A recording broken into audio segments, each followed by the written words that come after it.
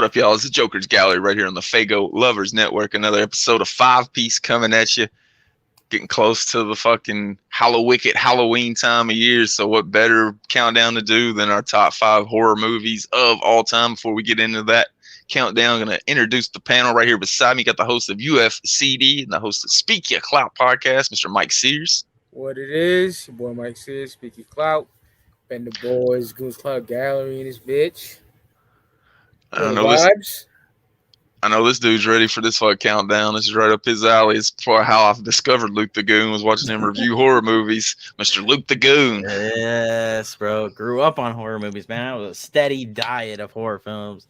Yeah, this is my shit. Like, I was like a writer for a long period of time. I did reviews and wrote horror movie news every single fucking day. You're also looking at the very first Astronomicon horror trivia champion. Thank you. just don't bring that up around the picture. It didn't happen, guys. They get salty. I beat them fair and square.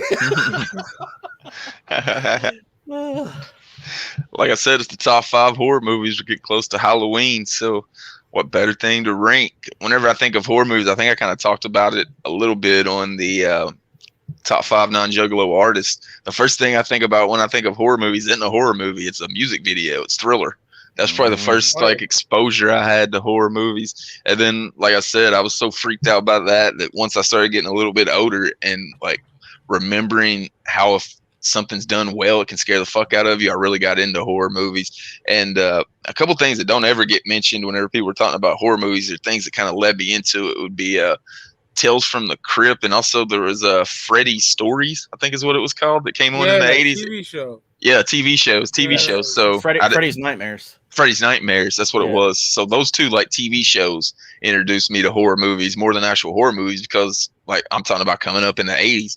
So there wasn't a lot of opportunity to see horror movies. They weren't coming on TV. The whole genre was kind of new, and you had to have about $500 to own a VCR back in them days. So I wasn't watching horror movies really. I was introduced through horror through television. Like I said, Thriller, probably Tales from the Crypt, and Freddy's Nightmares are the ones that I immediately think of when I think of the horror genre. What about you, Mike?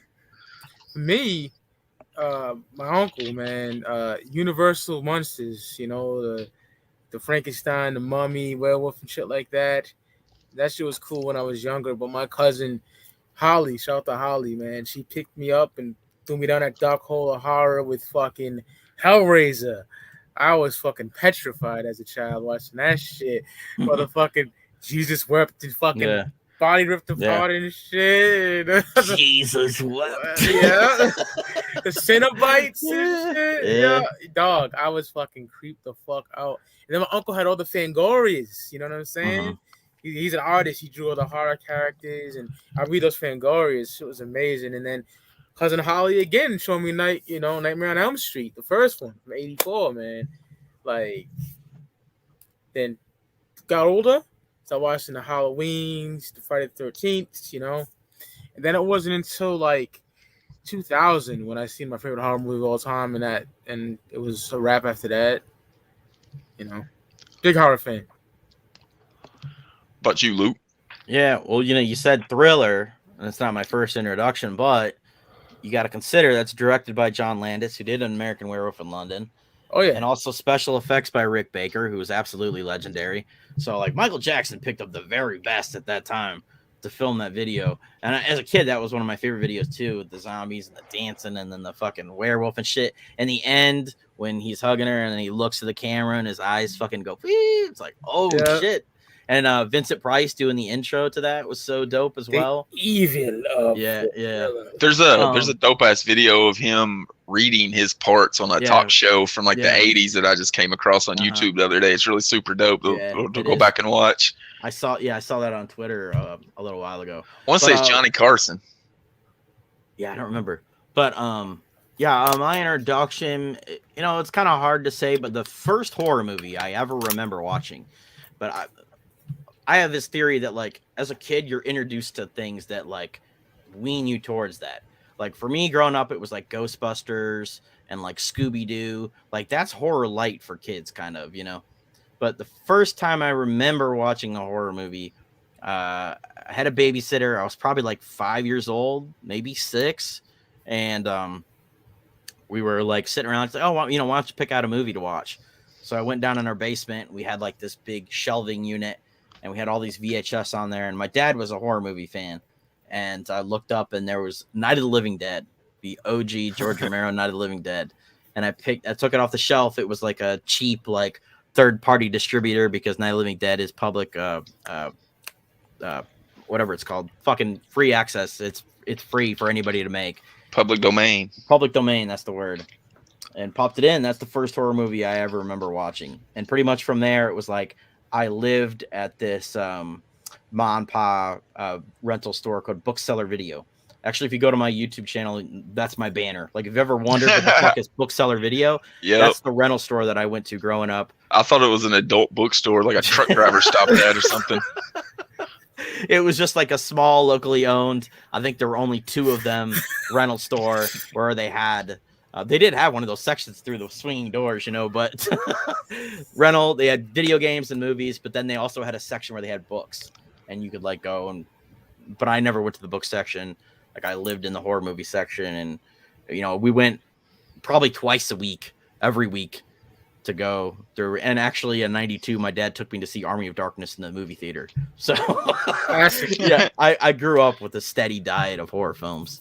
It's funny you talk about the VHS store. Whenever I think about horror movies, my VHS store always had them back in a separate room. Like, they'd have like Halloween like curtains draped down, and it would be back in a separate room, and then you walk through there and there's a 6'5" cutout of Jason staring at you, like, and it's got like all their like pictures and shit from the horror movies, all the posters and shit. So it was always creepy even just going to the horror movie section in the 80s for the VHS tapes. Another thing that you were talking about with that store having all the different things, I had a store called Money Tree. I think it's still around here in Owensboro, and they would do the same things. Like, they would have like all the Fangorias and all the movie review magazines, and they were all old back copies, so they're like $0.25, and I just get them based on the cover. Like, literally, you could go in there and get albums, you could get movies, books, magazines. The first album I ever bought was a vinyl album. It was Quiet Riot's Mental Health, because the dude on the front of it looked like Jason. And I got it from that. So I was just, like you said, I was picking stuff just based on the covers because it was so cheap. You were able to do that, which is super dope, being able to find just random shit.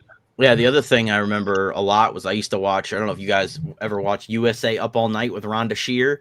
They also had Gilbert Godfrey also took over part of that. Yeah. I watched that shit crazy. And then I also, Joe Bob Briggs and TNT Monster Vision. I used to watch all the fucking time. Like, all those kaiju films they used to have. I watched that shit all the time too. I watched all the Up All Nights back in the day. I remember Bikini Car Wash before fucking internet was around. The closest thing you could get to porn, being a fucking 14-year-old. Yeah. That shit got real on fucking Up All Night, man. They were like that NC-17 shit. I know. When you're a kid, you're like, 12 years old. You're like, hell yeah, bro. I'm watching USA Up All Night and shit. Straight up, man. I recorded that shit. The other ones I remember is Elvira. I think she hosted like a Cinemax or an HBO show where she introduced fucking horror movies. And yeah, like Mike's reaction right there when he thought about Elvira. She was smoking back in the day. Still not that bad now. She's like 60 plus and almost looks exactly the fucking same, which makes me think she's an actual vampire, which makes her even hotter. Yeah, you know, she got skills. She was a fucking groupie, fucking Hendrix, back in the late 60s. So yeah, the other shows was Tales from the Crypt, which we specifically got HBO for Tales from the Crypt, and also Are You Afraid of the Dark? I love that fucking show on Saturday nights on Nickelodeon. Nick, Are You Afraid of the Dark? I love that fucking show. My favorite motherfucking Tales from the Crypt episode is Uncle Ezra, the black dude. He fucking cuts his nephew's legs off, and fucking cheap ass nigga he owns a fucking funeral parlor, and like instead of embalming fluid, he loses like water from the sink. That episode is grimy as fuck. Yeah. My favorite Tales from the Crypt episode is the one where there's this guy that fell in love with, I think it's the episode with Mariel Hemingway. And he's fallen in love with her. She doesn't like him. So he goes to this woman who gives him this love potion. And I know exactly what you're talking about. Like, be careful with this. It's very potent. And he's like, okay. So he puts it in her tea. And she is obsessed with this fucking dude. Like, crazy obsessed to the point where he's like annoyed and wants to get rid of her. So I think he pushes her off the thing and kills her. Yeah. And then she comes back, like, and then he's like, it drives him fucking crazy. So then he dies and he thinks he's free, and then she's up in heaven with him. And her neck's all fucking crazy and shit, man. It was such a good episode. I remember what it was called while Luke was telling his story. Twilight Zone. Oh, Like yeah. the one that started it all. Like I was talking about not being able to watch movies. That was on TV. That whenever I'd go over to stay at like my grandparents on the weekend, like they would be watching that shit. I remember Jay and Shaggy and their Patreon, whenever they were doing their top 5, Twilight Zone was on there, and every story they were talking about, I remembered from, and I haven't watched it since I was a kid, like 5-6 years old. But whenever they were talking about it, like there was the one story where a dude's in a plane and he looks out the window of the plane and there's a monster on the fucking wing of it tearing it up, and nobody believes him. Like the only person that can see it is him, so he like tries to tell other people, and by the time like the plane lands, he's getting escorted off by like police and shit. And then you look over and like the wings really fucking been torn up and shit by the fucking monster, and then like the monster just pops up out of nowhere and shit. It's definitely super like old school shit that got me into the actual horror movies, watching like Twilight Zone, like we already talked about, Tales from the Crypt, Freddy's Nightmares, and that type of genre. Like we haven't mentioned, growing up when we did is when this shit blew up, so it was everywhere. Oh yeah. Yeah, Tales from the Dark Side, like The Outer Limits. Oh yeah. Yeah, The Outer Limits was My really grandma fucked really with that. cool too. Yeah. Go ahead and get into the top 5 horror movies of all time. Start my list off with, I think it'll be the newest movie on my list. Let me look. Yep, it will be. It'll be Saw 1.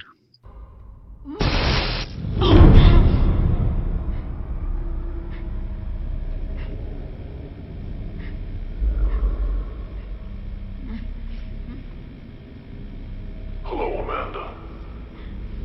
You don't know me, but I know you. I want to play a game. Here's what happens if you lose.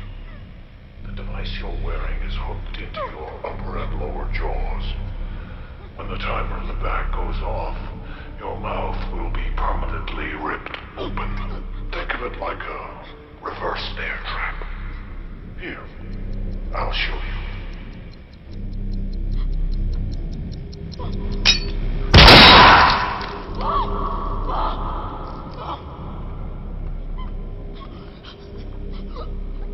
There is only one key to open the device. It's in the stomach of your dead cellmate.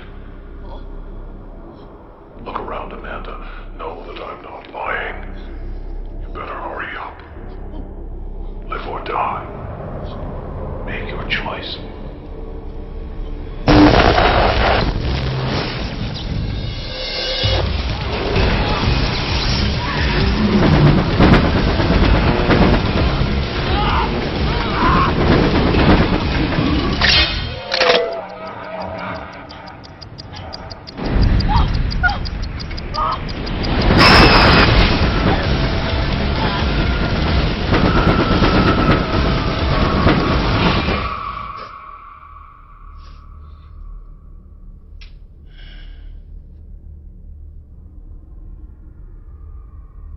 And then I saw the body.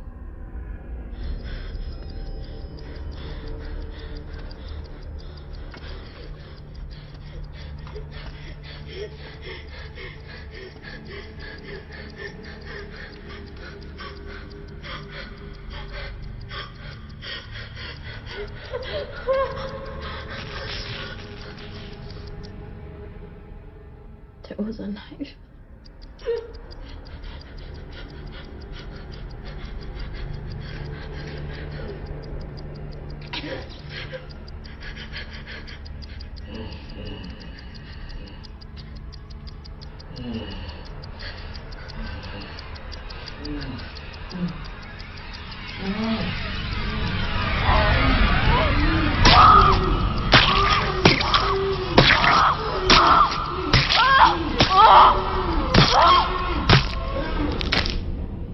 He's been injected with an opiate overdose. Couldn't move or feel much of anything. You mean he was alive? Was. What happened after you took it off?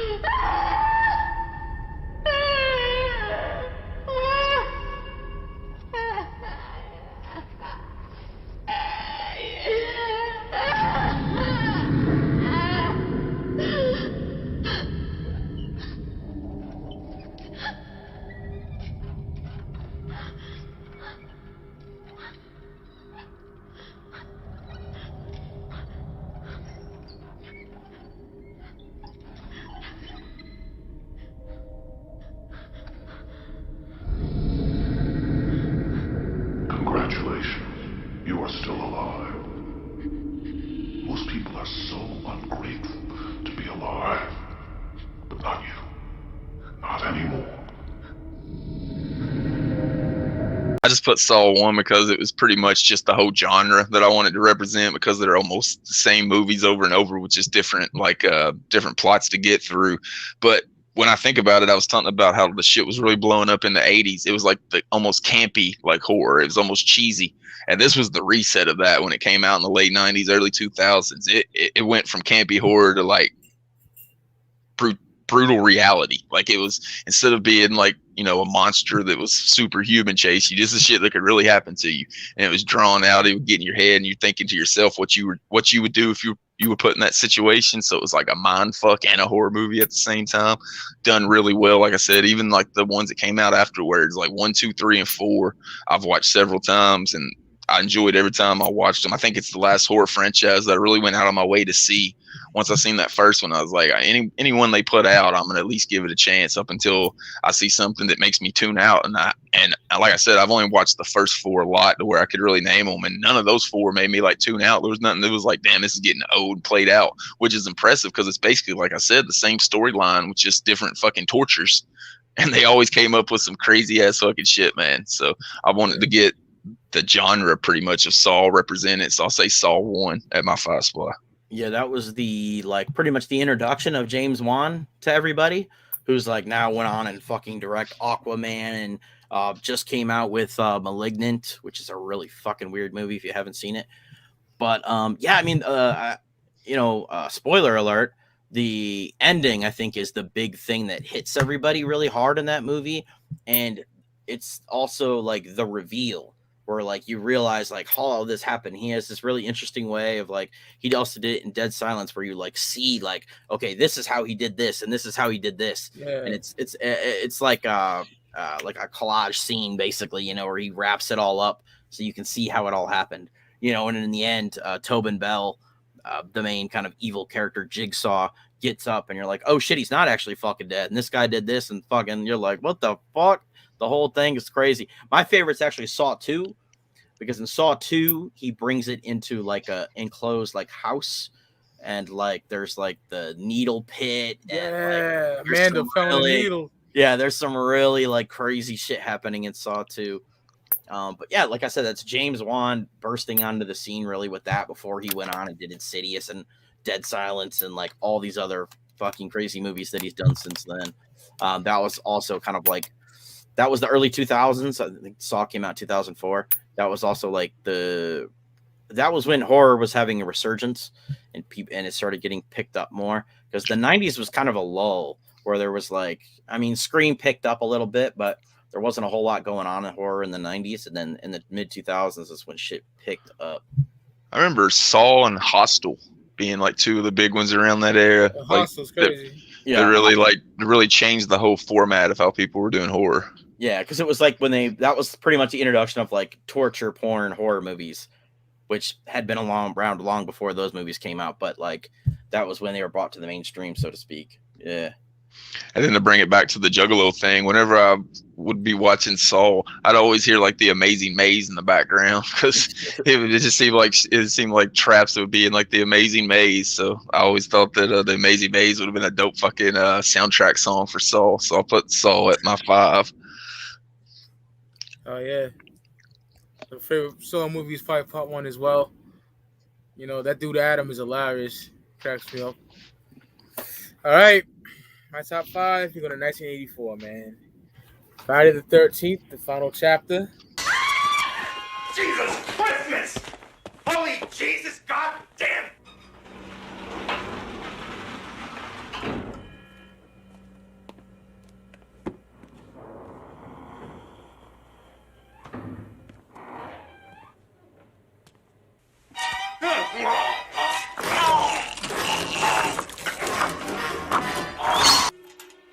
Read my lips. Leave me alone!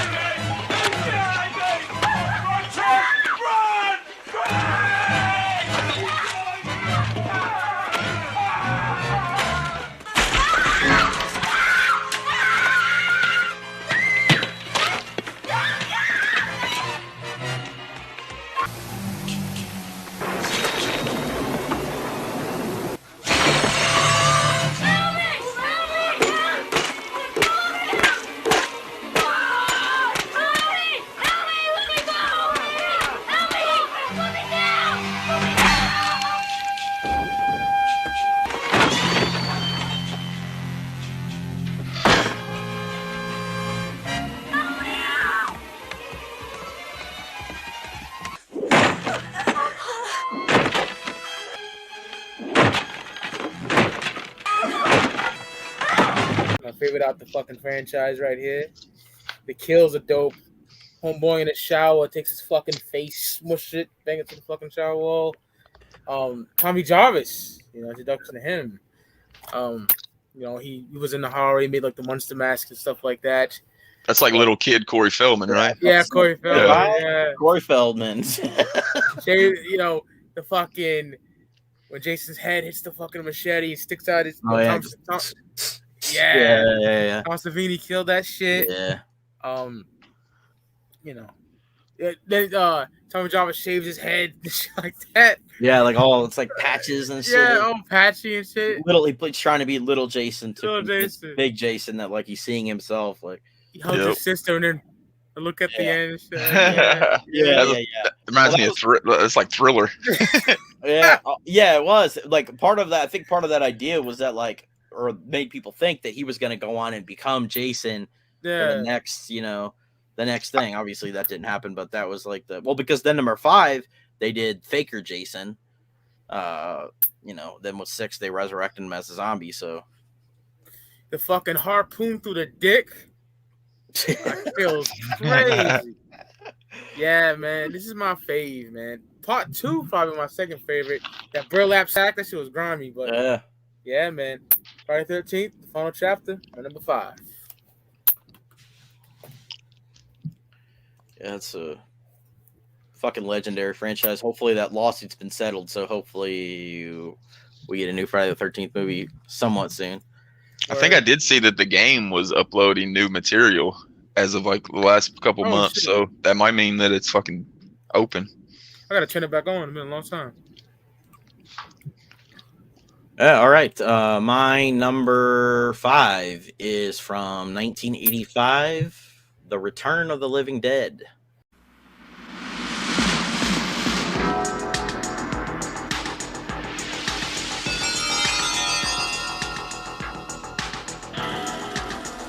In the dark of the night, something strange is going on.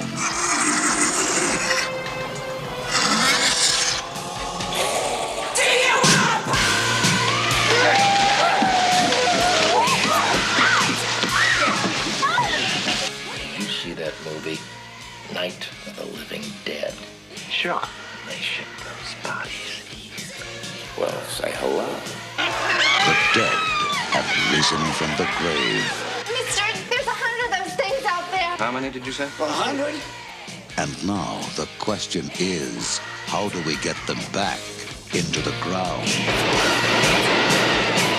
Bert, Frank, we have a little problem. 4 left. 10 right.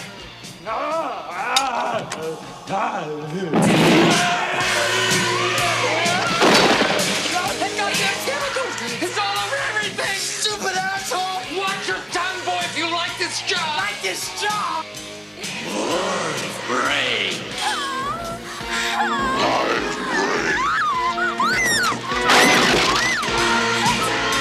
Medical science is baffled. And it's a puzzle, because technically, you're not alive. Why do you eat people? Not people. Brains. How do you kill something that's already dead? Well, how do I know, Fred? I don't know. Let me think. It's not a bad question, Bert. In that movie, they destroyed the brain to kill him. Is that what they did? The brains, right. Brains. Brain. The brain. I hit the brain. Oh! Get it off! Get it off! Get it off! Get it off! Get it off! The military is nervous. Your day. Usual crap. The police are confused.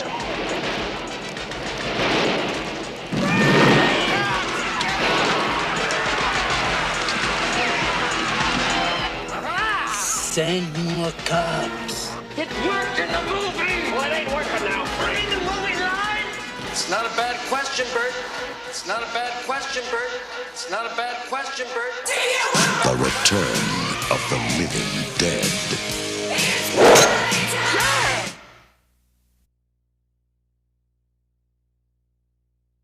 Oh, it's classic. Yeah, fucking classic. Directed by Dan O'Bannon, who did wrote like Alien and like these other like crazy, super successful films. This is a kind of a somewhat spiritual successor to Night of the Living Dead. Not really, but it's like John Russo got the rights to Of the Living Dead, so he did Return of the Living Dead. Linnea Quigley is trash. Fucking turns into the zombie with their fucking tits hanging out. Shit, legendary tar man. The scene where the zombies like send more paramedics and they fucking all run out and fucking get all the fucking paramedics. Or all the animals are coming alive in the factory because the smoke is like getting into the factory, and all the animals, like the dissected like animals, are like twitching and stuff. Yeah, this is a classic. It's got just the right amount of like humor and horror in it that's so perfect, with Clu Gallagher, I don't know how the fuck to say his last name in it. Classic. Fuck yeah. Love that movie. The old school horror movies just have like a almost just like something about it. It's like it just connects you to a charm. That's what I was looking for. A charm that just draws you in. It's not overdone. Yeah. I was even thinking about that when I was going back to Thriller, watching that. I was like, man, this shit looks better and more real than the shit that they pay fucking. They got all these computer generated graphics and millions of dollars to make, and instead fucking the Thriller zombies still look the realest to me. So yeah, those old school horror movies got that charm to them. It just appeals. When fucking Mike is the wolf, go away! That's grimy. I was like, oh shit, when I was a kid. Classic. Move it up to my fourth spot with one I consider a classic, going back to the Friday the 13th franchise for this one, part 6. And I just need 2 words to describe why it's on there. Lightning Resurrection.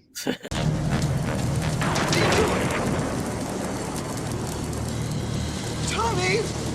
Would you just leave that thing alone? Please!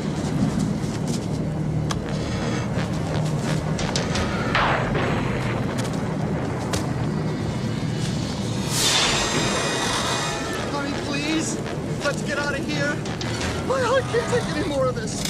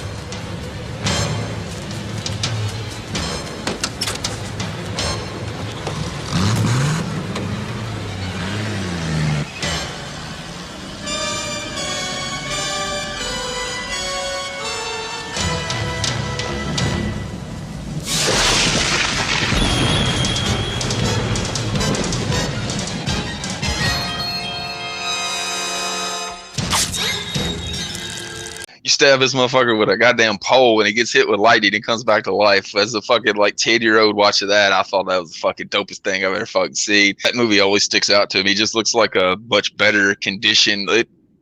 He looks more like what Jason should look. Early Jason's was kind of almost like a mongoloid and didn't have like, he couldn't even really walk right. He couldn't walk fast. But by the time like 6 hits, man, Jason's a scary motherfucker. And I do believe that's Kane Hodder.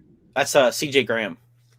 C.J. Graham, who Kane Hodder says did a really good job, So, yeah, C.J. Graham did part 6 because Kane Hodder's first was 7, New Blood. But yeah, 6 is really fucking good too. There's that scene where fucking when they originally resurrect him, and little Corey Feldman's like, oh, what's going on over there? So good. Yeah, they basically lock that dude up that knows that Jason's alive because they think that he's just went crazy. They lock him up in the police station, and then the police is like Chief's daughter helps him out, and then they end up going to the camp. It's got the camp in it, which is classic fucking Jason. And like I said, just Jason looking fucking scary. And this one really made the improvement for me because the early ones, like I said, he almost looks like a mongoloid, like bumbling idiot at times. Like he can't, like he's got no coordination or anything. So you weren't really scared of that dude. Like looking at, like if I was watching that movie today, I'd be like, I could take that fucking dude. Like I ain't scared of that dude. I'd choke that motherfucker out in the fucking guillotine. But I'm looking at Jason 6, I ain't fucking with that motherfucker. That motherfucker will uppercut your fucking head off like he does in another fucking movie. Yeah. Part 8. So I'll put that at my 4 spot. Word. My number 4. Go 1987. I'm going Nightmare on Elm Street, Dream Warriors.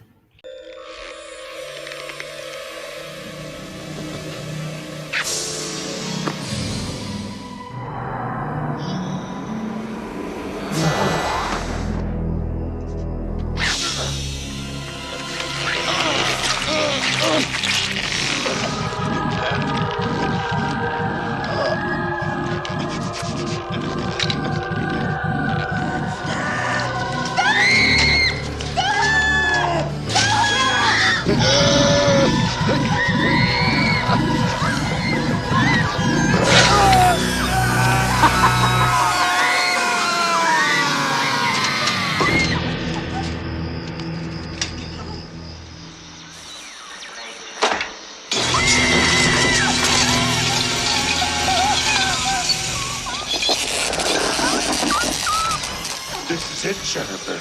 Your big break in TV. Welcome to prime time, bitch.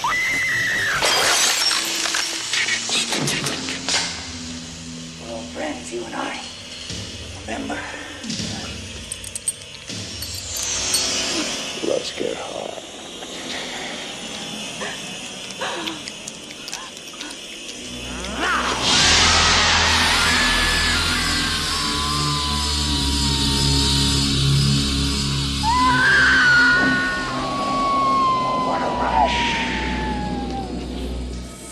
In the name of Lorik, Prince of Elves, demon be gone!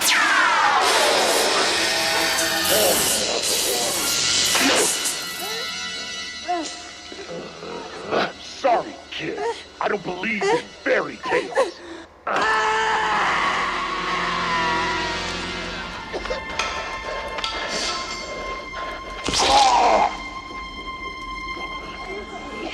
The souls of the children give me strength.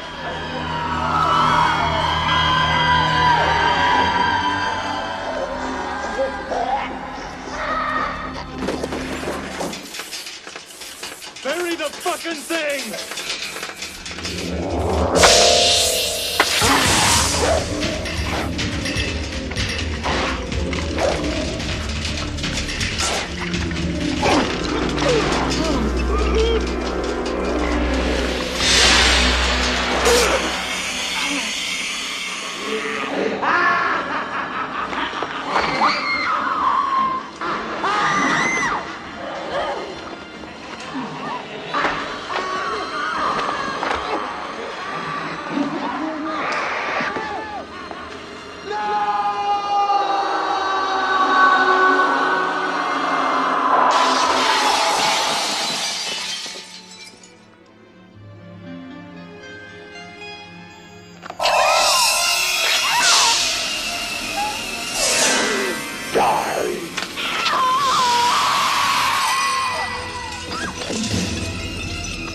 Mine now, piggy!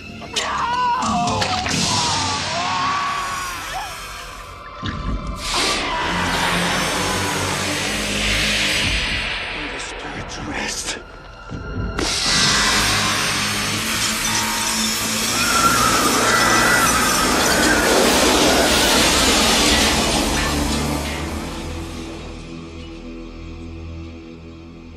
My favorite scene when Freddy is in the dream sequence with Taron, and he fucking has like the heroin needles and fucking what a rush, you know. Yeah, I've always loved that one too.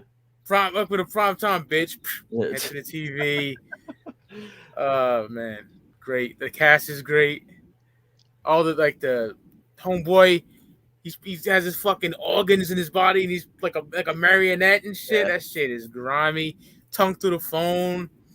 Yeah, man, I'd be here all day talking about this flick, man. Yeah, and they brought back Heather Langenkamp. Yep. Like the counselor at the place. Man, yep, shit's dope, man. Motherfucking Larry Fishburne in that bitch, Max. Mm-hmm. Yeah. Yeah, it's the GOAT one to my. It's my favorite part. Nightmare on Elm Street, easily. And talk about just to bring it back to the Juggalo standpoint of it. Fucking in the 80s, early 90s, Freddy versus Jason was like ICP versus Eminem beef. Like you picked your side and rode with one of them. That shit was real back in the day. Yeah. Like I remember on Jason Goes to Hell, whenever the fucking Freddy Claw comes out and pulls the mask down. That's the only good part of that whole fucking like 2-hour movie. That was the dopest part of the whole fucking movie. Is that just that fucking scene? That and when you see the Necronomicon. That's the other scene where you're like, oh shit, the Necronomicon's in there. What the fuck's going on? Not enough Jason and Jason Goes to Hell. Oh yeah. It's probably the worst in the whole franchise. Even worse than Jason X. Yeah, you take the Jason out of the movie and it just is remaining what remains is Goes to Hell, and that's what that movie went to, is Hell in a Handbasket without Jason. Gosh. The black dude, he funny as a motherfucker. I forgot his name, but he's hilarious in here. Classic. My number 4. Two Boys. All right, my number 4 is an absolute classic. 1978, throwing it back. Dawn of the Dead. Oh yeah. Directed by George Romero. In 1968, George Romero brought us Night of the Living Dead. It became the classic horror film of its time. Not that room! Not that room! Now, George Romero brings us the most intensely shocking motion picture experience for all times. It gets up and kills. The people it kills get up and kill. This situation must be controlled before it's too late. They are multiplying too rapidly. Dawn of the Dead. Meet me on the roof at 9 o'clock. Getting out. I don't believe We're it. gonna What? get out in the chopper. We've got to survive. Somebody's got to survive. They kill for one reason. They kill for food. They eat their victims. Imagine, if you will, that something has gone terribly wrong. Shoot it, man. Now, accept the fact that there's no escaping the horrible consequences. George Romero brings back the dead. Night of the Living Dead has ended. Dawn of the Dead is here. We must not be lulled by the concept that these are our family members or our friends. They are not. They will not respond to such emotions. Operator dead. Post abandoned. We may never get out of the room. It's everywhere. What the hell is it? Looks like a shopping center. One of those big indoor malls. What are they doing? Why do they come here? Some kind of instinct, memory, what they used to do. This was an important place in their lives. What is it? We've got a war.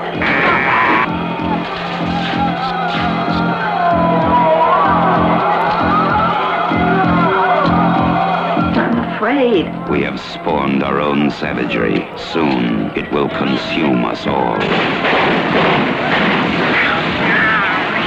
It is a horrible, hauntingly accurate vision of the mindless excesses of a society gone mad. They must be destroyed on sight. When there is no more room in hell, the dead will walk the earth. We are down to the line, folks. We are down to the line. Dawn of the Dead. This is like the horror, or this is like the zombie movie that every zombie movie is like trying to live up to, really. It's Romero at his best, I say. The concept, the idea that when you die and you return to the places that, you know, you hold dear, whatever words you want to say, and the social commentary on consumerism in the basically the late 70s, early 80s. It's kind of was kind of predicting the future a little bit, because through the decadent 80s and shit like that. This movie was made in 78. Yeah, it's just a straight up classic. Tom Savini doing all the special effects. Ken Foray, the fucking badass, black actor, which was kind of rare back then, in the lead, which Romero was kind of ahead of his time with that kind of stuff. Like a shopping mall and shit. It's crazy. The bikers coming in, the whole fight scene with the bikers and the people who were living there. Yeah, it's the crazy movie. Romero's best has to be on my list. Yeah, it's a fucking masterpiece. Love that logo too. It's the movie poster. Yeah. With the head coming up. Yeah, the blood. Yeah. Fire. And then there's the scene where they're at the helipad, and the zombie like climbs up on top of the box, and his head goes up, and the top of the helicopter blade chops his head off. The top off. So dope. Young classic. And that movie's 40 plus years old, and people are still trying to remake it today. That's a sign of a classic movie, is whenever it's something that old and people still can't fuck with it. The remake's actually really good as well. If you haven't seen the remake, 2004 Dawn of the Dead by Zack Snyder, written by James Gunn, that one's actually really fucking good too. I think it's the way you do remake. Like, you don't remake the characters and stuff. You just use this, and the idea is so easy. Just throw a bunch of people in a mall with zombies coming at them. And that's kind of the remake, and the remake's actually really good too. If you're into more modern horror films, there's some people are. The remake is really action packed for people who have don't have the patience. But I would even say Dawn of the Dead, the first one, is pretty action packed as well. There's a lot of crazy shit that goes on. It's kind of a fucked up scene where he shoots a bunch of zombie kids. Yep. There's some crazy shit in that movie, man. Like, it's people coping with it. Actually shows more of like the human side of what would happen. People coping with, the loss and little interaction with the outside world, how they deal with that, the loss of their friends, the loss of basically all of society. What do you do in that kind of situation? Move it up to my three spot. It kind of puts you in that same exact situation. What are you going to do if this happens to you? Because it's something that could actually happen. It's one of the reasons that I think it's such a great film. Jaws. There is a creature alive today who has survived millions of years of evolution without change, without passion, and without logic. It lives to kill. A mindless eating machine. It will attack and devour anything. It is as if God created the devil and gave him jaws.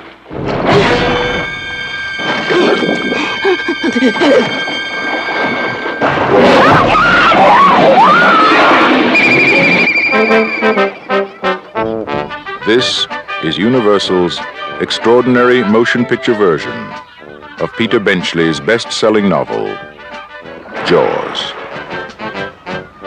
I just found out that a girl got killed here last week, and you knew it. You knew there was a shark out there. You knew it was dangerous, but you let people go swimming anyway.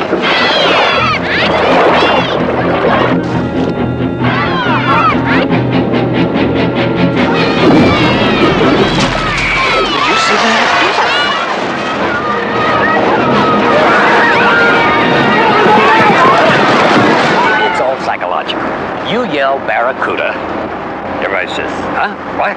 You yell shark. We've got a panic on our hands on the 4th of July. Is it true that most people get attacked by sharks in 3 feet of water, about 10 feet from the beach? Yeah. What we are dealing with here is a perfect engine, an eating machine. We're not only going to have to close the beach, we're going to have to hire somebody to kill the shark. Bad fish. But I'll catch him and kill him. Did you hear your father? Out of the water now! This shark, swallow you whole. You're gonna need a bigger boat. 20-footer. 25. 3 tons on him. Hurry up, he's coming straight for us. Don't screw it up now. Don't wait for me! Now! Shoot!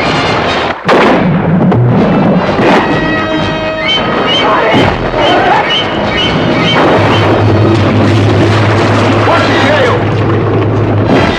Give him room! I can't, he's trying to run! Oh! Come quick! I can't hold it! Hurry! Break it up! Brody!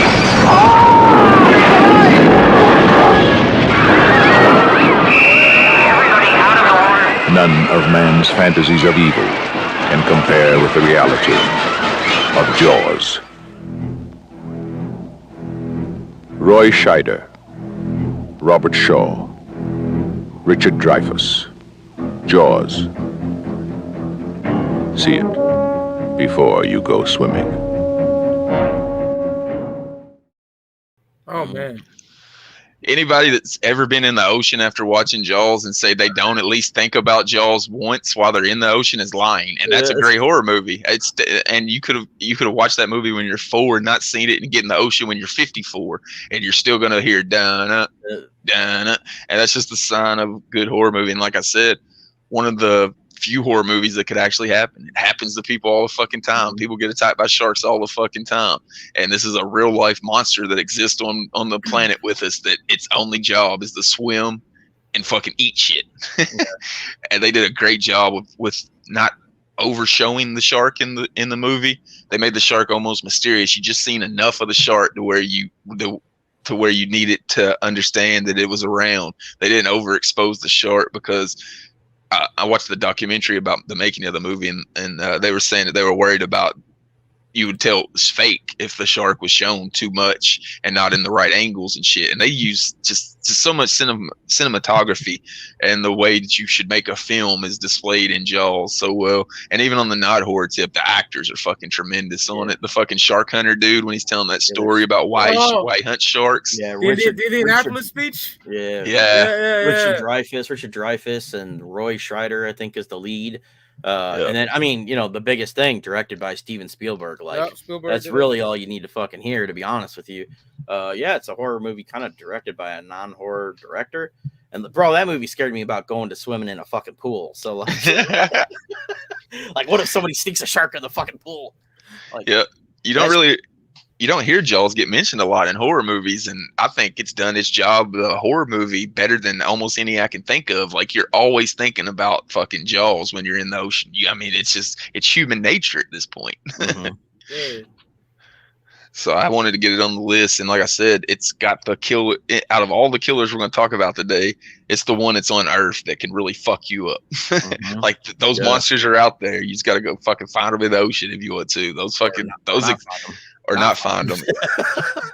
But yeah, that's what makes it so scary, is it fucking exists, and that's why I wanted to get it on my list. I'll put it at the 3 spot. Yeah. All right, for me, we go to 1980, man. Number 3, when New York was grimy as fuck, 42nd Street. We talking about Maniac.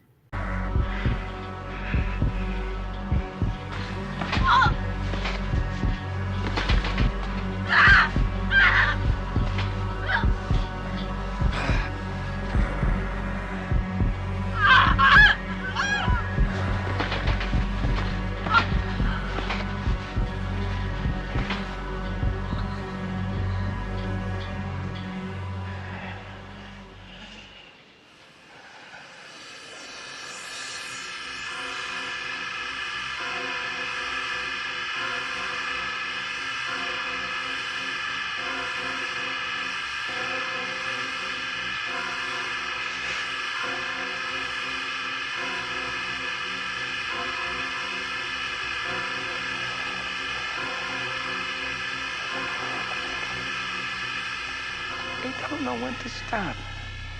They never know when to stop. That's why they have to be stopped. It is, you're right. You're right. But not like that. Not that way. Please. They'll take you away from me. We can't live like this. I have to go out. And each time it's like this. Start the car. Come out of here.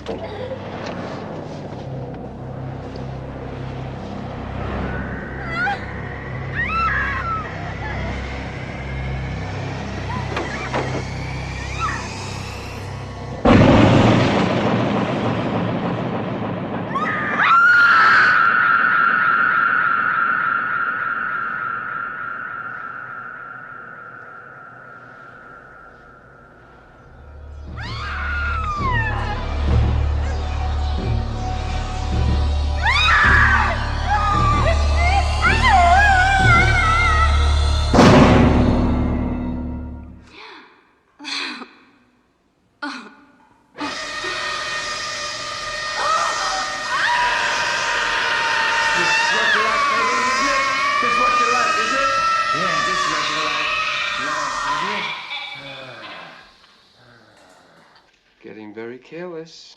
Blood in your hair. What will people say? What will we do? You want to look pretty, don't you? Pretty for me. Man, look at that. Nigga got the fucking dick piece bulging. The fucking bitch's head. The Blu-ray joint. Oh man, this is a fucking classic. William Lustig. You know, Frank Zito was the character. R.I.P. Joe Spinell. Absolute masterpiece. You know, Rita New, all that shit. Fucking taking bitches' scalps off, putting them on the fucking dummies and shit. Like, dog, this shit is crazy. You know what I'm saying? Could have been made today. You know, it's so fucking grimy. And the motherfucking controversy, like bitches were like, oh, this is very, you know, putting women down. Some bitch was like, she had a paint roller and she's rolling down the fucking ad of this. It's like, you know, it was very controversial, man. And it's my top three. And you know, there's it's like it's grimy. The disco boy Tom Savini, that shotgun scene. I was just about to mention that, man. The one Good. scene that's so crazy in that fucking movie is the shotgun scene. And I think it's because it's so sudden and so fast that you're like, what the, like, because sometimes you're like, oh shit, is this gonna happen? No, this is like, what? Like, they're like in a car and they're like kissing or something like that. Yeah. And out of fucking nowhere, he jumps up on the car, boom, blows his head off, and there's just blood fucking everywhere. Like, it's fucking wild. One of the craziest scenes, probably my favorite piece of work that Tom Savini has ever done is that fucking scene, because that shit's fucking crazy. But yeah, it's a grimy, like, I like all those grimy New York movies. Yes. Like Street Trash, Basket Cases like that. Pretty much any Frank Henenlotter movie fits that category. And a lot of grindhouse films are shot in New York because there's like this like weird guerrilla style to the way the film is. And it's like you get to see old school dangerous New York City when it was like really, like, you think it's dangerous now. Back then it was lawlessness, man. The police would not go to certain sections of New York City. Facts. If you were getting jumped, you were done. Like, you had to fend for yourself back then. So there was like that edginess to it. And Maniac, it's such a it's got like Texas Chainsaw Massacre in New York City. Basically, that's a great. You know what I mean? That's basically the vibes of the movie. Just a crazy motherfucker that's just like pissed off at the fucking women, basically. Basically, the mommy issues and shit. Yeah, with Carolyn Monroe, who's kind of oh, she's gorgeous. Yeah, kind of she's a I wouldn't want to call her a scream queen, but she's in a lot of horror films as well. Yeah, amazing film. The fucking score, love it. You know, absolute fucking classic. This blew my mind when I first seen it. My top three, number 3. Maniac, 1980. All right. I don't know. I might be jumping the gun a little bit with this one because I have a feeling it's going to come up a little bit later. But my number 3 is Texas Chainsaw Massacre. What happened was true.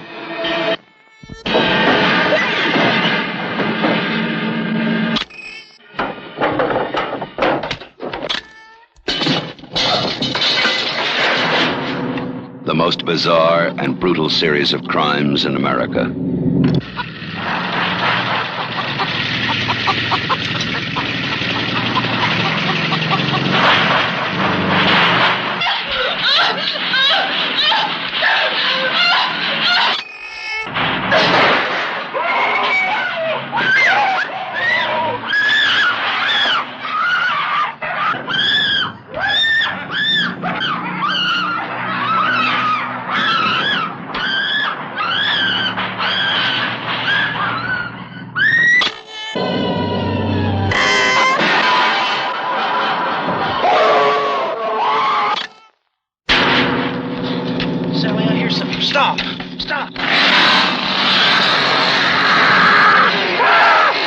This is the movie that is just as real,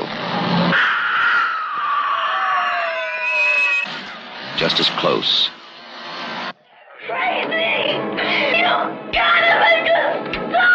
just as terrifying as being there. Even if one of them survives, what will be left? The Texas Chainsaw Massacre. After you stop screaming, you'll start talking about it. 1974. None of that new bullshit. Absolute classic. Tobe Hooper, a legendary filmmaker, which made this is pretty much one of probably top 3 franchises in horror film history. Leatherface, just fucking people up. The Gunnar Hansen Leatherface. This is a classic, man. Franklin, Sally Hardesty, driving their little van down the street.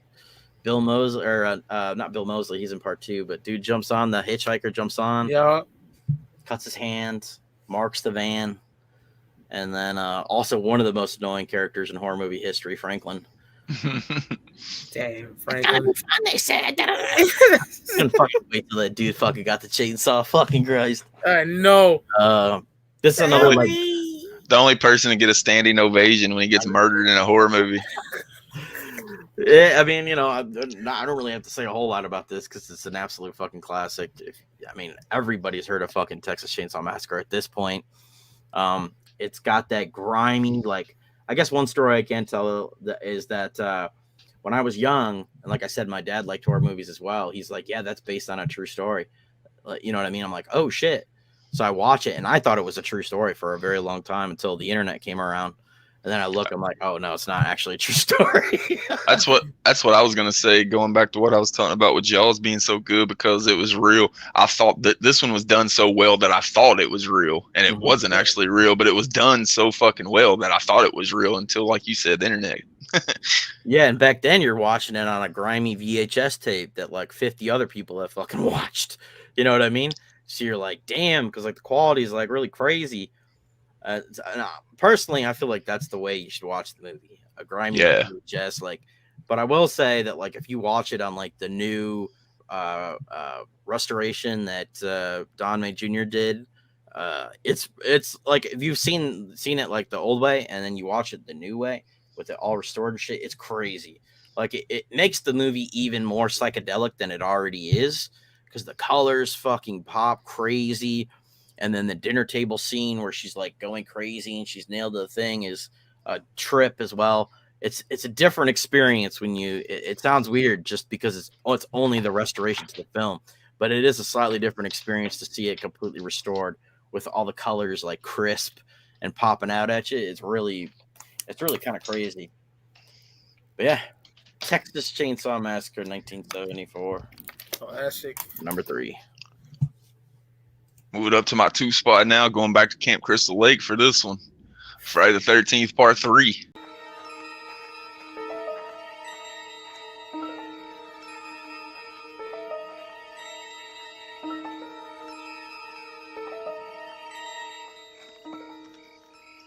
Chuck?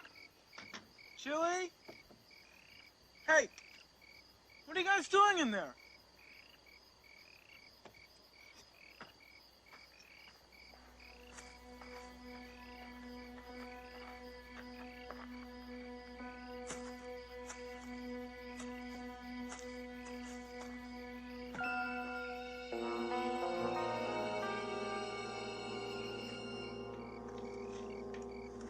You guys doing something I shouldn't see?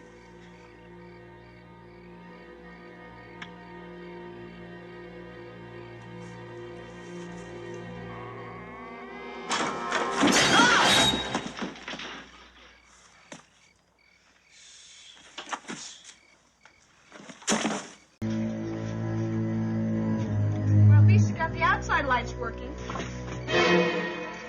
Nice makeup job. Stop fooling around, man.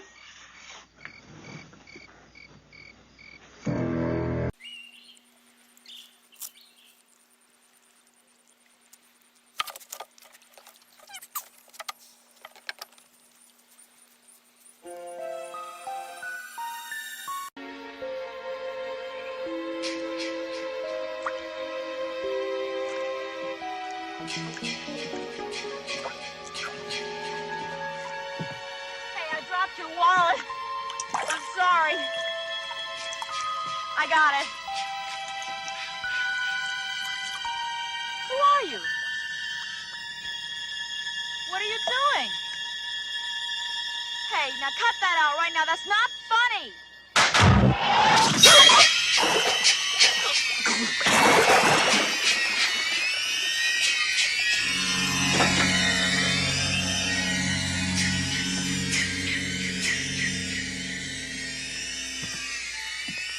I think it's iconic because he gets his mask, so it you can check it on the iconic mark there because he gets the fucking hockey mask in that one. And then also it's just the best Jason movie that sums up every cliche you want in a Jason movie. It's at the camp, there's weed, there's the pothead fucking people in it, there's titties, there's Jason wearing a mask, he's not wearing a bag anymore, so you got the official Jason look. If I was gonna put one Friday the 13th movie on for somebody they never seen it, that I wanted to encapsulate everything good about Friday the 13th, it would be part 3.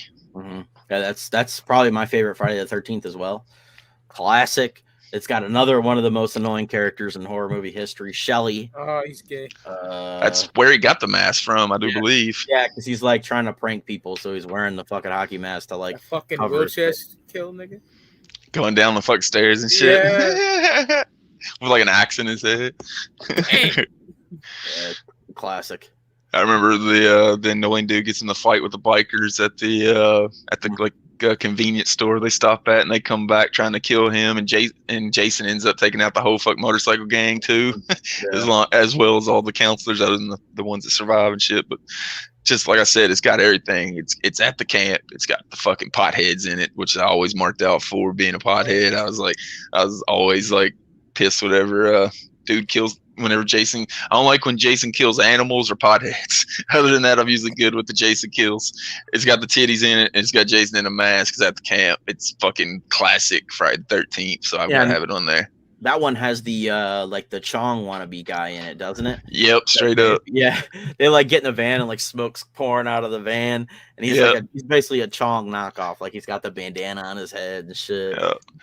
Yeah. Cooking fucking Jiffy Pop on the stove, and the electricity goes out, and his bitch sends him down to fucking check it out and shit. He's like, "Fuck."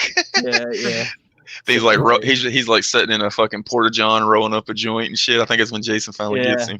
He's like, "Oh man, this shit's strong." I think he died. I think Jason gets him when she sends him down to check on the electricity going out, because I think he's the one that Jason throws into the circuit board and it fucking fries him. Yeah, I mean.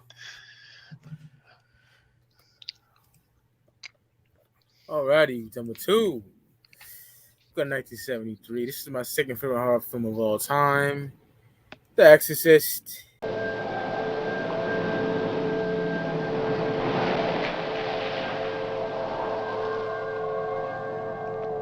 Something beyond comprehension is happening to a little girl on this street, in this house.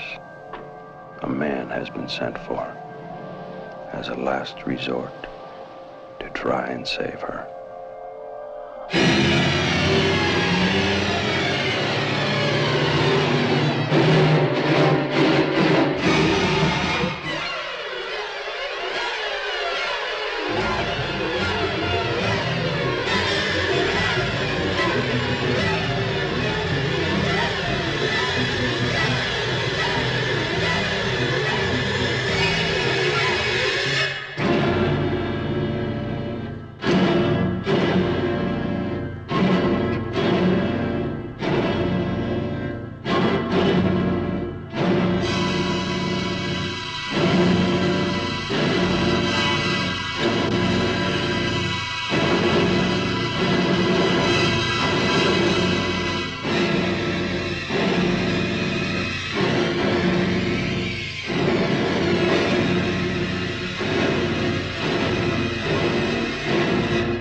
When I first seen this, I was like, wow. God damn. You know what I'm saying? I think it's a masterpiece. Linda Blair. The fucking crucifix, let Jesus fuck you. That shit's crazy. You know what I'm saying? When her mom went flying and fell, that really happened. Heard her back and everything for real. There's actually a serial killer in this fucking movie. He's when Linda Blair's character gets tested, which is acting all crazy when she's possessed, obviously by Pazuzu, but he's like rolling in the bed. The guy on the right side is a fucking real serial killer. Oh shit! Yeah, and then yeah, a lot of go ahead, brother. I was just gonna say, like what you were saying about that actress really getting hurt, is that William Friedkin was a fucking madman on that set. Yeah. Like to scare people, he'd just have a gun. He'd like have a gun in his hand, and if he wanted to scare somebody, he would just go boom and shoot it, and they'd be like, "Oh!" and he'd get it on camera and film it and like use it for a fucking movie. Like, and what I was gonna say about that movie is this also goes back to like before the internet when there were urban legends. Oh yeah, that scene where Father Marin is like, or maybe it's the other guy. Anyway, he's like crossing the street, and then you see Pazuzu like flash on the screen, crazy face. Like like the urban legend was that was Satan like entering the film or some shit. Yeah, it wasn't supposed to be there, but it was. It's like when there's a ghost. It's like when there's a ghost on 3 Men and a Baby. Yeah. And then the munchkin that hung itself in Oz. Wizard of Oz. Yeah, Wizard of Oz. That's all these like weird like internet, or like urban legends before the internet. But yeah, that was one of them. But yeah, Friedkin was a fucking mammoth. He'd do crazy shit. Like nowadays, that movie wouldn't come out the way that it was just because of all the standards, practices and standards that they do on set and shit. Like not bringing a gun and shooting at people to get them scared. Yeah, just not shooting a gun off on stage. Yeah. The little book he came with too. It's just fire. Your mother sucks cocks in hell. The movie's crazy, man. It's number 2, man. The Exorcist, classic shit. The green vomit, all that shit. Motherfuckers were really scared when this shit came out in the theaters. Like some nigga broke his jaw running out the theater.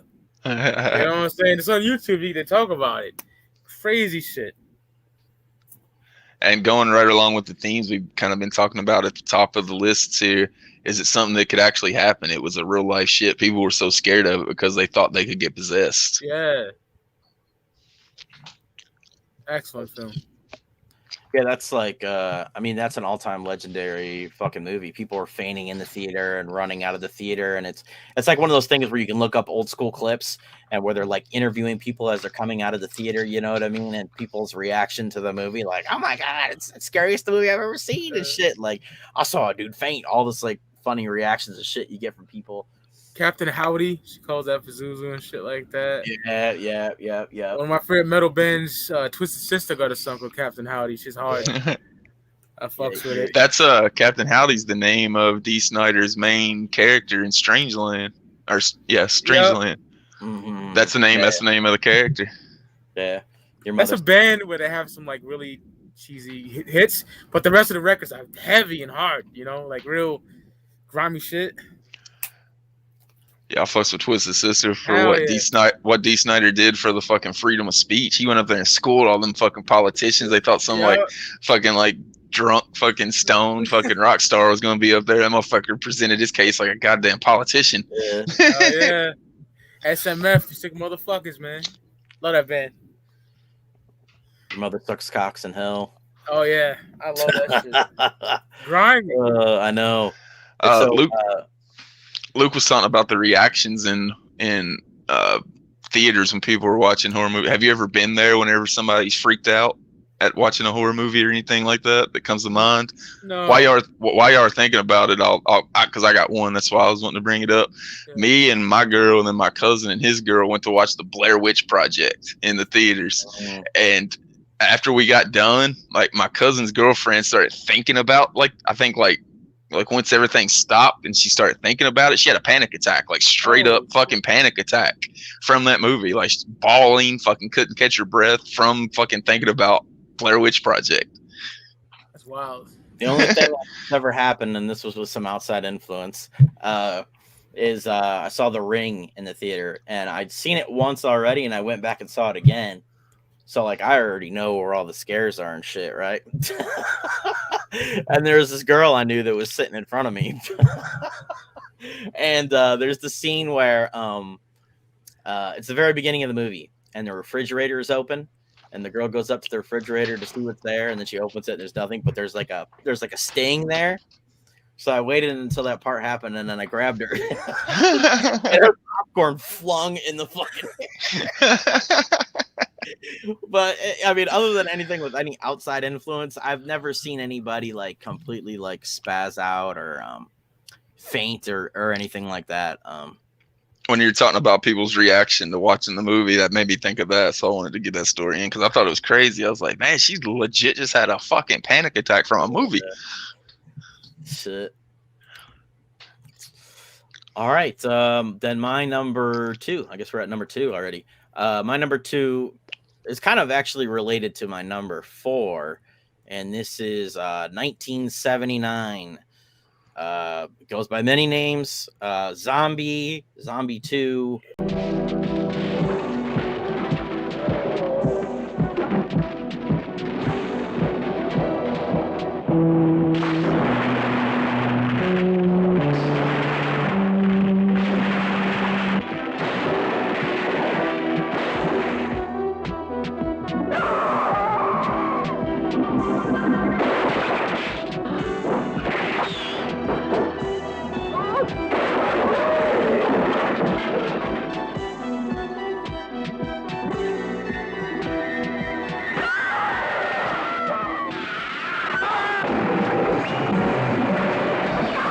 Directed by Lucio Fulci, one of my all-time favorite directors.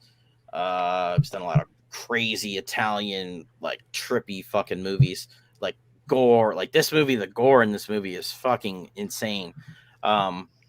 It's the funny thing is that in Italy, it was titled Zombie 2 because Dawn of the Dead came out in Italy as Zombie.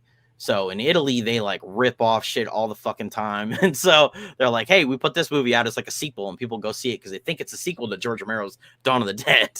But it's not. It's Lucio Fulci's movie. But this is a classic. There's some classic fucking scenes in this movie.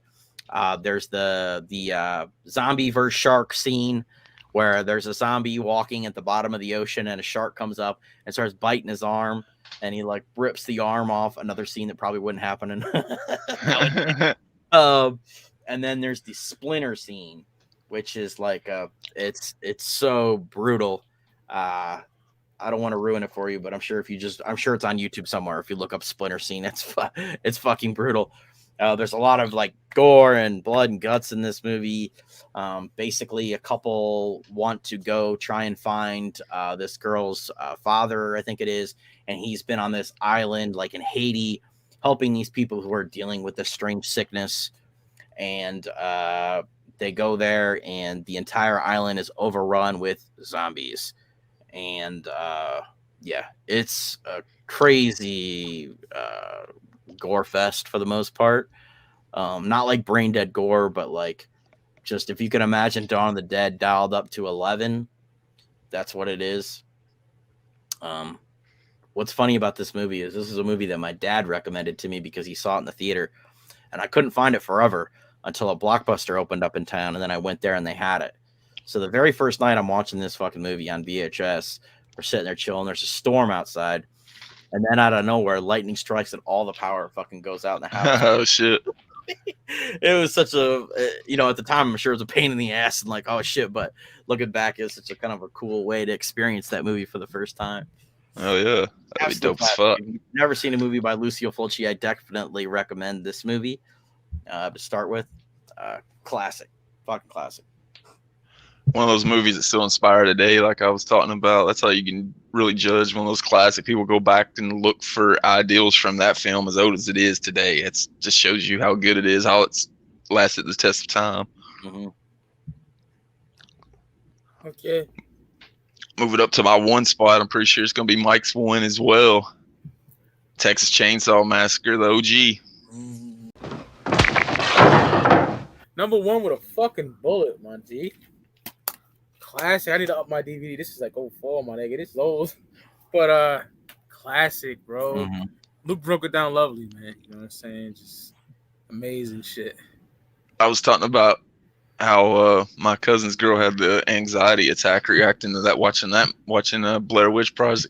This is the only movie that I've ever had anybody just get up out the room and leave after seeing. I was watching it with my mom when I was like 16, and it's the scene where he opens the fucking door, hits dude with the sledgehammer, and as soon as that happens, like my mom's like, I'm out, and just dips. Like there was no more of that movie. No more. It's just so real. Like I said, this was pre-internet days, so we thought this was still like real shit. And then seeing that shit, like it's the only movie I've ever seen make somebody get up out of their seat and leave the room. It's like I can't finish watching this. It's too fucking much. And when this, when the scenes are happening, there's no score really. So that makes it even more motherfucking real. There's no music. He just like it's real. And it looks like someone took an old ass camera and just fucking followed people around in this motherfucker. Yo. The hitchhiker with the fucking, it's just crazy. And how creepy the house is. Got like all those bones and shit in cages and shit like that. Like it was done flawlessly. Like you couldn't have did it better. They said it was hot as fuck. Yeah, they also said it smelled like shit. Like the smell was terrible because of all the bones and stuff. Yeah, that was all shit they chicken. made. Yeah, all the chicken, all that bones. Yeah. That's all shit that they made for the fucking movie. So the hot air in Texas, that all blowing in and shit. Like, oh, could imagine. Yeah, it just gives you the realness to the actors that are like experiencing that shit. They're uncomfortable as it is, so it translates on screen. In the documentary, I forgot the dude that said, I think it was a filmmaker, but he was like, other horror movies, they want to scare you and meet you halfway. He's like, this is coming out in fucking clown paint, fucking just, grimy shit. It's the GOAT, in my opinion. I worship that fucking film. And then it's all that scare that we're talking about, that we've talked about with how well it's shot and Leatherface and just, the realness of it. And then, like, you think you've seen it all, and they bring out Grandpa. Hit that bitch. And you're like, oh my God, this is what fucking kind of fucked up family is this? Grandpa was creepy as shit, man. I know. The hitchhiker's like, you like his face? I know. And he like looks at Sally and shit. That shit is hard. I'm like, oh man. Yeah. Probably one of the most influential horror films of all time. It's got to be. Yeah. Look at A La Zululu. Like, would they even exist without Texas Chainsaw? Definitely not in the current form. I can tell you they wouldn't look like they do. And that video for the Axis family wouldn't be so fucking dope. Come on. You notice any similarities? Aim for the head, aim with the face, hit him with a sledge. That better that way. It's like it says that. It that better that way. Yeah, that whole song is basically Texas Chainsaw Massacre. Yep. Yeah, classic, and that's before like any slasher films, really. Before like set the standard. Yeah, before Halloween, Nightmare on Elm Street, before really any slashers. People sometimes say Psycho was the first slasher, but come on. I mean, you look at it the way that people look at art, like the way that whenever there's the Renaissance and people had rediscovered and reinvented the way to paint and make art look. That's what Texas Chainsaw did. They reinvented a way to fucking make a movie. Because like you said, it was the first one to do it. They went out on the limb to do it just to be that. Imagine doing that too. The first time nobody's ever seen the craziness like this, and you're trying to convince a fucking studio to give you money to make that film. Yeah. There's some. They'd be like, "Get the fuck out of here! Call the police on him. Make sure he don't come back and fucking kill us in our sleep whenever he leaves." Yeah, there's some rumors that there was some mob money involved with the funding of Texas Chainsaw. Oh shit! Whether or not that's true or not, I don't know, but that's the rumor. Shout out to that mob, man. Yeah, I know. You guys good looking. Funded one of the most classic horror films of all time. Hell yeah. Shit. All right, my number one. I talk about this film quite a bit. Obviously, number one, all-time favorite movie, 1989, Pet Sematary. What is this place? I brought you here to bury Alan's cat. Daddy, is church all right? Why, Judd? I have my reasons. I dreamed he got hit by a car and you and Mr. Crandall buried him in the pet cemetery. What did we do tonight, Judd? What we did, Lois, was a secret. May the Lord bless you and keep you. Has anyone ever buried a person up there? May the Lord make his face to shine upon you. You're thinking thoughts best not thought of. do something really bad. You're thinking of putting him up there. Don't deny the thought hadn't crossed your mind. Come back to me, Gage. Come back to us.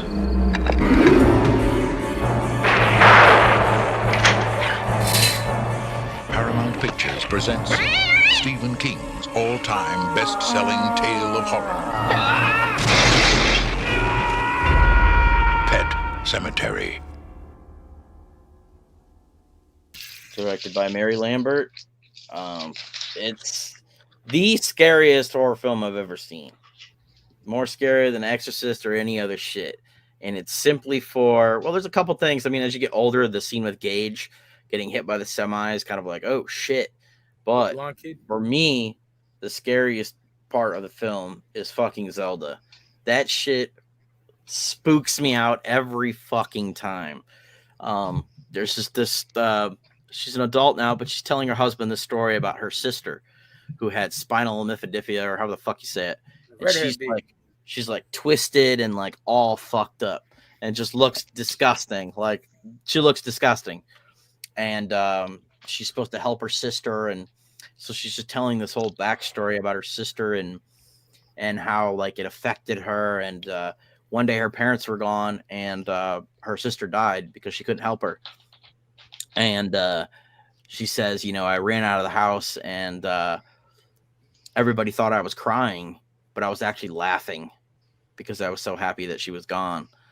And like, it's just such the way she tells the story and the look of Zelda is so creepy. And then, you know, obviously later in the story, Zelda comes back, so to speak, to haunt her and has that line. She's like all hunched over in the fucking corner and she walks in the room and Zelda like creeps over like fucking like this. And then she's like starts running up on her. You'll never walk again, never walk again. She fucking, god damn, I can't fucking stand that scene in the movie. Scares the shit out of me every fucking time. And there really aren't, you know, for a movie to scare me or creep me out like that, like never fucking happens. And that movie still creeps me out. When I was a little kid and I was watching movies on TV, and there's a scene right before you see Zelda where you see her hand like fucking gripping the fucking blanket. And whenever I would see that scene when I was a kid, I'd change the fucking channel, wait 15 minutes, turn back. Like, I do not want to watch that fucking scene again, bro. Yeah. Classic. Obviously, number one on my list. Scariest movie I ever seen. Written by Stephen King. The book is actually really fucking good too. Avoid the remake. It's trash. The original is really fucking good. Still holds up. Is still really good. And I think anybody can really find some things that, like, if you like to be scared, I think this movie has that in it. You know, like if you're a father, you know, there's some really crazy shit and it plays with kind of the family thing. Fred Gwynn is in it from the Munsters. It's a really fucking good movie. So I never watched that movie growing up when it came out because I'm a fucking dog person. A Pet Cemetery, I thought it was just going to be a bunch of dogs getting fucked up. I was like, I'm not going to enjoy that at all. So I never even fucked with it till I got like, you know, up in my 20s and was able to know what the movie was about. But yeah, it's a dope ass movie. I like the sequel too. Yeah, I mean, it's a story about loss, obviously, and how you cope with loss. So good. Wraps up the top 5 horror movies of all time. We always do some honorable mentions. I'll get into one I had written down that didn't get mentioned just because I think it kind of what I talked about with Saw reinventing the genre. Scream kind of did it as well whenever it came out. I think it was in the late 90s that it came out. And you talked about the 90s being so stagnant when it came to horror movies. And that's basically what fucking Scream was about, is how cliche the horror movies had become. I thought it did a really good job at like bringing out that fact of doing all the cliches. And, you know, you had the horror movie dude that knew how to avoid getting killed and all that shit. He would warn people you shouldn't do that shit. And I thought it was just really well made. It's not a typical horror movie to where you're watching it to be scared. It's almost not enough horror movie to make it on the actual top 5. So I wanted to put it in the honorable mentions because it is a horror movie, but just not a typical slasher movie like a Jason or something. But it was really well done. I liked all of them. I think the third one kind of got a little bit whack, but the first and second one was really good. And I haven't seen any of the other ones. Cannibal Holocaust. I would say. I don't know if it's really a horror movie, but I'll put it up there. American Werewolf in London, man. Those fucking transformation scenes. Best transformation of all time. Didn't mean to call you Meatloaf Jack. Classic, bro. Come on, my nigga. I got tons of them, you know. Friday the 13th Part 2. Pet Cemetery, because that Zelda shit, that popping out the bed and shit, that shit was fucking crazy. There's so many. I know Luke got to go, so I don't want to be too long. So yeah, that was mine. One that I almost put on my list just on principle was the first Halloween movie. Oh hell yeah, same with me. But I really like Halloween 2. I might even like 2 better than the first one. Fuck yeah, because I love that hospital. Like that hospital setting is so cool. Is that the one that's got the little kid on the cover in the clown suit? Oh, that's 4. Yeah, that's the fuck's her name? But yeah, Daniel Harris. That's Daniel Harris. That's 4 and 5.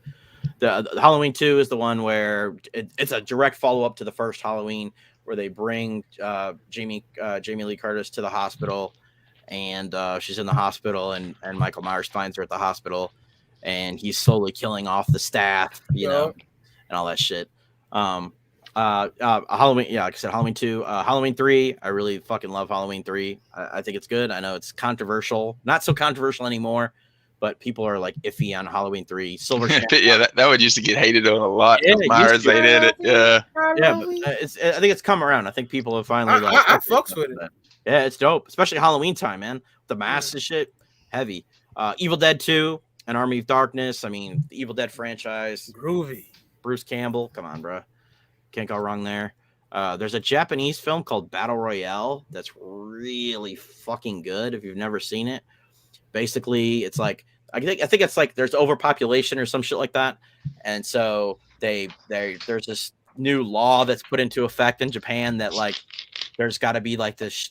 Basically, it's a show where they take a school class of children and bring them to this island, and they all have to kill each other until one is left. God damn. It's really fucking cool. It's really fucking good.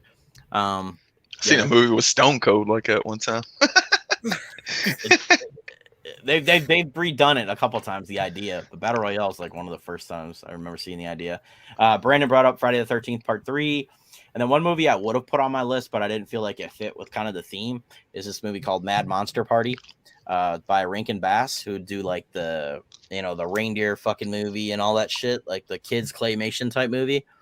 They did a horror movie one kind of like that called Mad Monster Party, where Dr. Frankenstein is throwing this party, and he invites his nephew to take over for him, and he invites like the Gill Man, Dracula, the Wolf, Werewolf, and all these classic monsters to come to his house to give the new everything to his nephew, and then they all get jealous and they all fight over it. It's a kids movie basically, but I watch it every single Halloween. I've watched it like every single Halloween for like 20 years.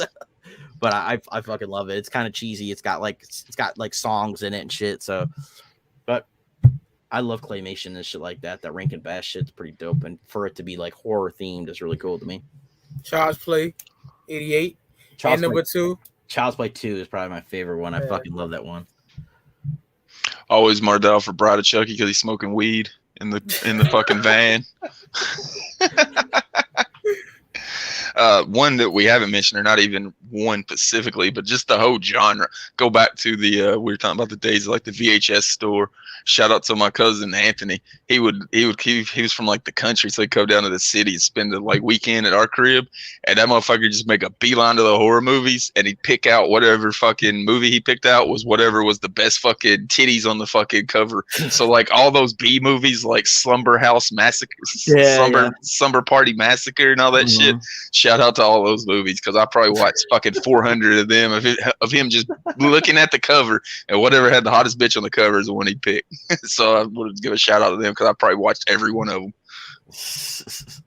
That's those ones that would come on up all night. Those B level fucking horror movies. Yeah. Mike said An American Werewolf in London. That's one of my fucking favorites. John Landis, and that transformation scene is flawless.